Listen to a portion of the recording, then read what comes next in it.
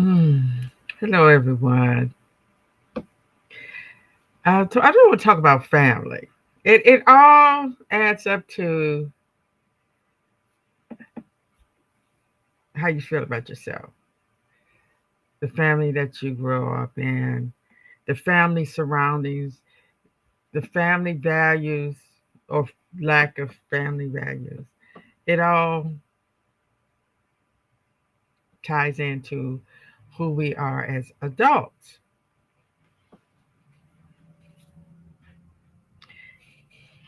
And if we don't take that enough into consideration when it comes to these children, these wayward children, and also our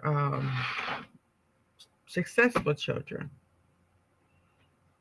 Give the parents some credit and blame. Okay, both. And we have to teach our kids more history.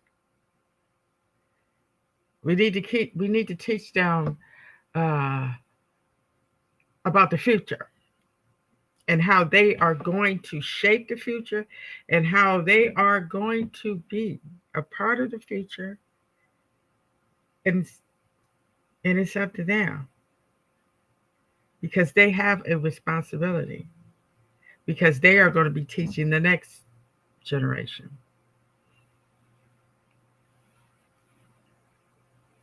And what they're going to be teaching them? Well, first of all, we need to teach them more than just the ABCs and how to tie their shoes and how to bathe themselves and how to eat. Of course, all that is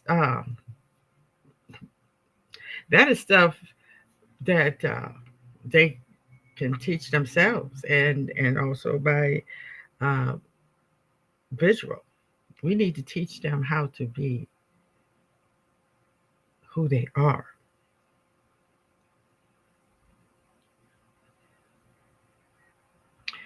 And I just want to say this, that we have gotten away from nature teaching our kids because once you sh- uh, send them to school, they're not being taught by nature.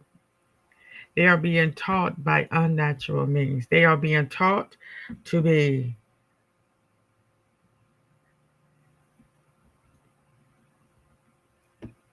workers or fighters or both, really.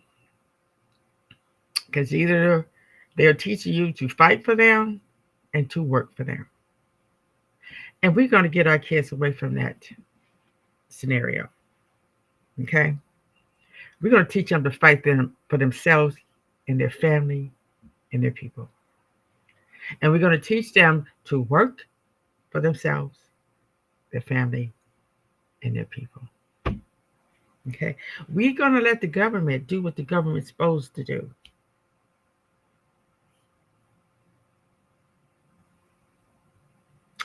And we have to realize that the whole world is connected. Oh, yeah.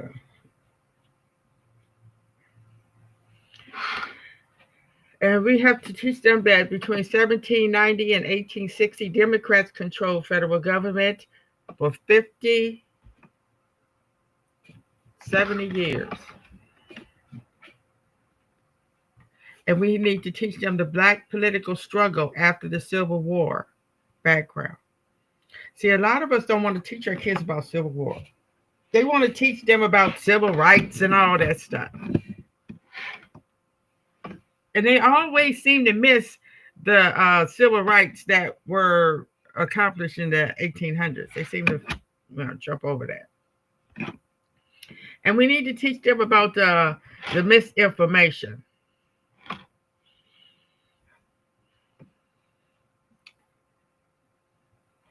And every black child should learn some form of um, African language, a different language. We're not doing that. We're not giving our kids a head start to be globalists, to be able to work and trade with other people, other nations. We don't do that. For some reason, uh, the brainwash continues. When we started to read, we weren't taught to read between the lines. Okay. Now, okay, we always put emphasis on reading to our children, but are we teaching them to read between the lines? You know, when your parents used to teach you the books. Read to you. You know, Jack and Jill went up the hill and all that stuff. We're not teaching them because every book that we read was read. Was written by someone that was sending a message, and the message would go way over our head. Just like recently, not too long ago, they started talking about getting rid of the Dr. Seuss books because they had underlined similar messages of racism and all this stuff. Really? How did they come up with this? And all these times now they want to come up with, this other crazy stuff. So we need to teach our kids how to read between the lines and to look behind the curtain and how to take that veil off your face. And we need to use words that sustain power and leadership. And we have to teach our kids how books are more powerful than anything on this planet because everything people do, it's in a book. It's instruction. We need to do more reading than watching TV, that's for sure. And getting back to Jim Crow and all this stuff, where we had to fight to get in different places and buildings. Why? Why did we fight to get into their establishments instead of building our own? We didn't have to have elaborate buildings. We didn't need all that right there. We didn't need to go into all these beautiful.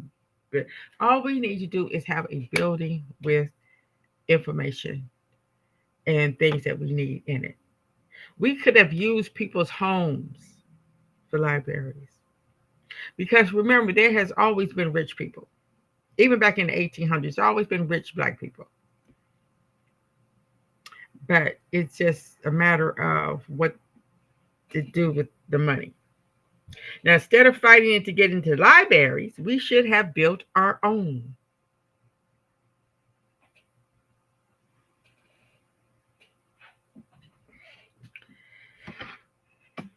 And some things that shouldn't have never been integrated. I say this because I think all people should be able to go anywhere they want to go, and that's for sure. But as far as having laws put in place and um, boycott and all this stuff to be able to get into the establishment, we should have never integrated. They should have integrated into us. We should have made them want to go in our establishment instead of us trying to get into theirs. Because I'm telling you, and I say this all the time, whatever they do, we should have did the opposite, so to speak. We should have never integrated the libraries, pools, hotels, and schools. Now you look at those movies and stuff, especially the one about Thurgood Marshall and all that, how they went around and made it possible for. And yes, it was rough. Kids had to walk miles to get to school. And then the schools was run down. And it's the same way now. The schools, the inner city schools, are run down. They're outdated, um, dilapidated, some of them. And the kids act the same. So, what was the purpose? What did we really accomplish by integrating into their schools? And then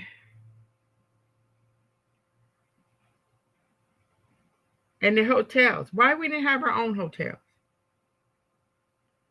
and restaurants and all this stuff? We have them now, but we don't have too many black-owned hotels or black-owned schools, because now parents, if they want their kids to go to a good, I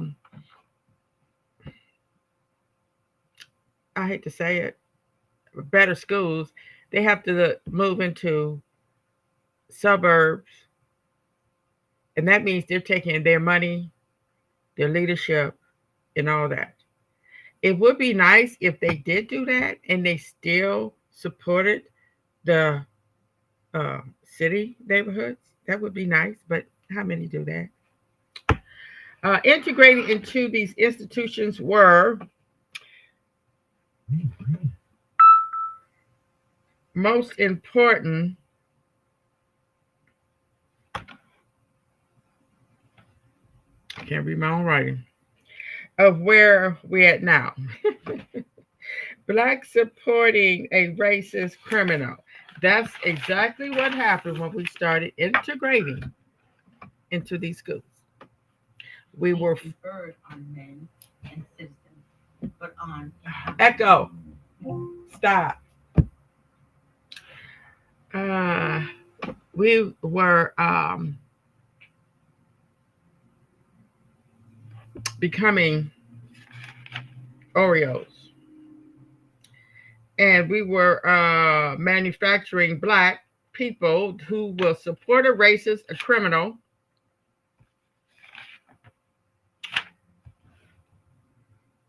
and also people that would that worked for the South during Civil War, want to fought alongside uh, the rebels, not the rebels, but the South.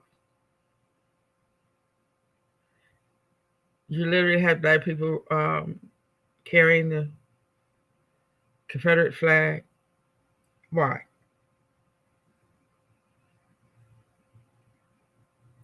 Because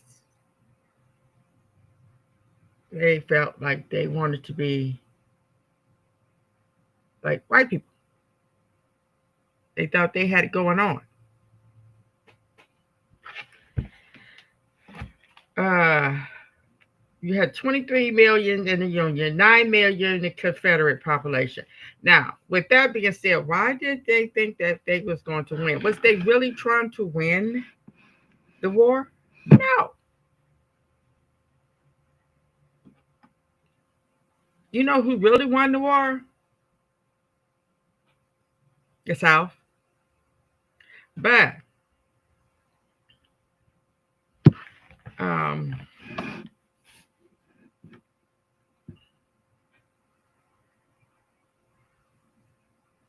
it seemed like the North won, but they really didn't. They didn't. This war lasted 4 years. It caused 600,000 deaths, cost 2.1 billion.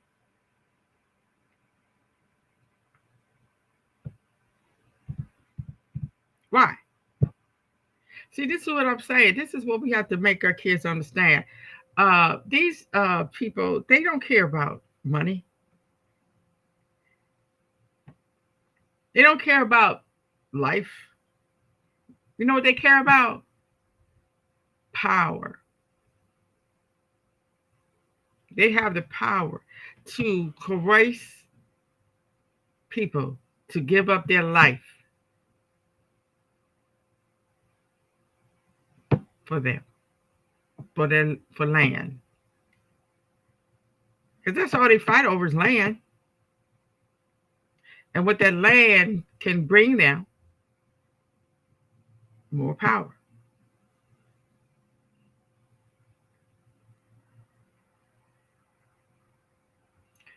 Yeah, a land costs more than your house.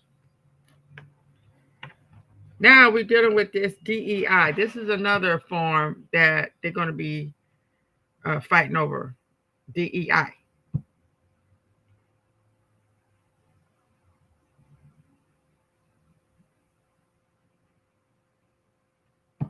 And state rights. The federal is not allowed to tell you who you can hire.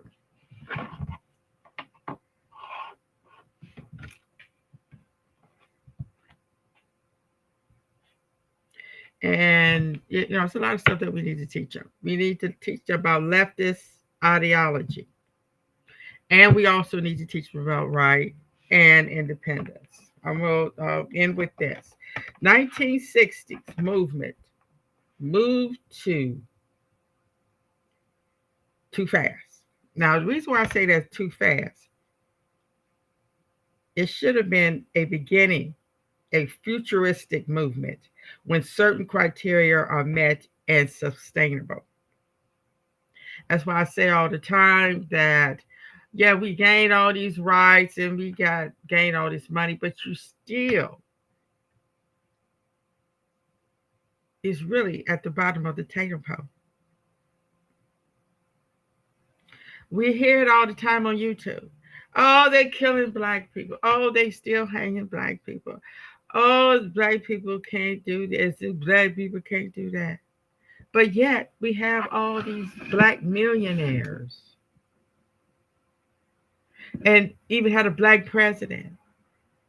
We have black congressmen and congresswomen and all this stuff. But what she'd have been doing is living very moderately and building for our future kids to be able to have power and prestige. We have money but no power, and that's useless. You have all this money, but you can't. But you steady have these people telling you what you could do with it and what you can't do with it.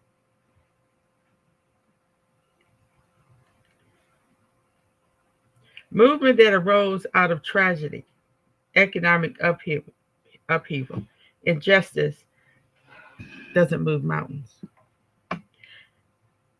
We're still begging. We're still begging the white man to, oh, please love us. Please care about us. Please, please, please, please. And then they pacify us. And we be quiet until the next turn.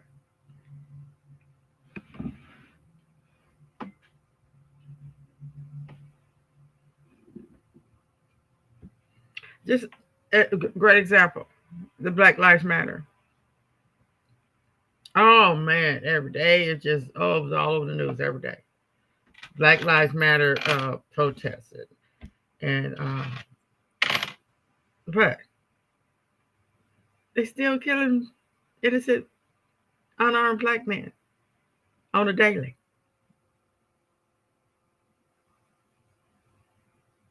Come on, and we sitting up there filming it and not doing nothing.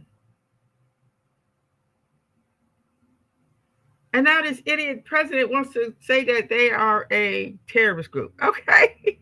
What are they terrorizing? Freddie Gray is a perfect example how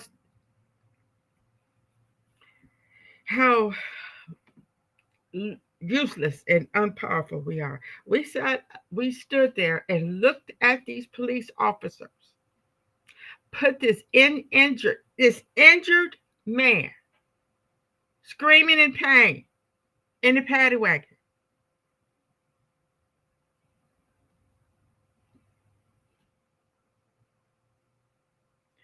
Also, um, the one that had his knee on the man's neck for 8 minutes, they said. We stood there just looking, filming it, screaming and hollering, stop, stop, stop. Nobody did nothing. But, oh, let somebody step on our shoes. Oh, we ready to break their neck.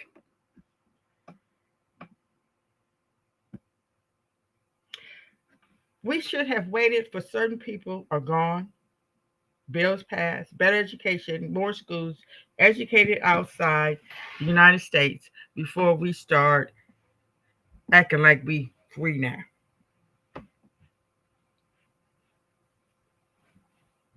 And then back in the 70s when black people was making lots of money working at these factories and stuff, instead of them building together, taking that money, building their own factories and their own businesses, no, what they do. Or Cadillacs, Lincolns, build nice homes, even got them another family going on. And what they do, snatched it away, left whole communities devastated with nothing. And you see all that now when you go through some of these cities and you go through some of these neighborhoods and you see all these boarded up houses, built buildings. Because you had a lot of black businesses, little mom and pop stores. But then when the factories went, people didn't have money to go and support these businesses. So they went out of business. And they were just, the buildings was left there. Who owns all these abandoned buildings? The reason why they still standing is because they don't want them, because they live in certain neighborhoods. But you have a lot of these companies, these shell companies and places, go around buying up property because of lack of taxes not being paid. Okay, I'm gonna end now, but we're gonna have to teach our kids better. We have to teach them about Garvey, um, like people like Garvey, African leaders, alliances outside the United States. And we need to build infrastructures. We need to teach our kids how to build stuff and how to sew and cook and how to acquire skills. You know, look at our kids' talents, what they're good at, and build on that. And stop being materialistic. See, our kids learn that from us, being materialistic. Do they see you going out there volunteering? Do they see you going out there donating, helping others? Do they see how you treat the elderly? And it's a shame that we teaching our kids not to respect the elderly. And I know some of these elderly people do not need to be respected one bit, but it's a way to be strong in your conviction and to respect your elders. Okay, I'm gonna end now. Thank you for listening, and you all have a wonderful day. I will be back again. I don't want to, have no long video because what I'm saying is very important, and it has to be really uh, studied and listened to, and not just listen, but do.